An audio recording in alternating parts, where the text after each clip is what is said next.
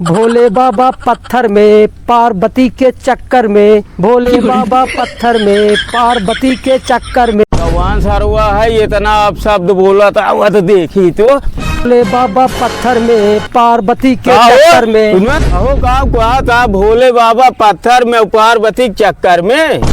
राजू तोसी का मतलब?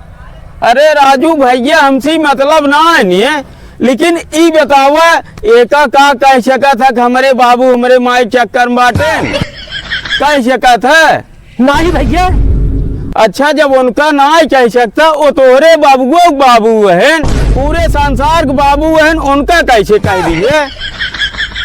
वो पूरे संसार के बाबू है, उनका कहा तोहरे रच्चा शर्म ना लिया। अब केका कहा था माई जगदम्बा है नो जेका कहा था पूरे संसार की माता है, तोहरे मायू की माता है, उनका कैसे कह दिया? उनका कहा तुहार जीभिए ना कटी है, अपने माई कैसे कहा था? कैसे कहा था?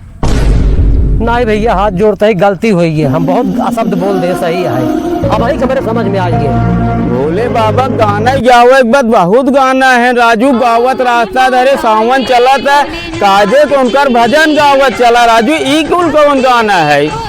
अब शब्द बोलबा भगवान के। नहीं भैया ठीक कहता है, बहुत सही समझाया। उन्हीं सब नाते हम तो जियत खाते ही भगवान के नाते, और वो नहीं तू उल्टा सीधा बोलबा भैया।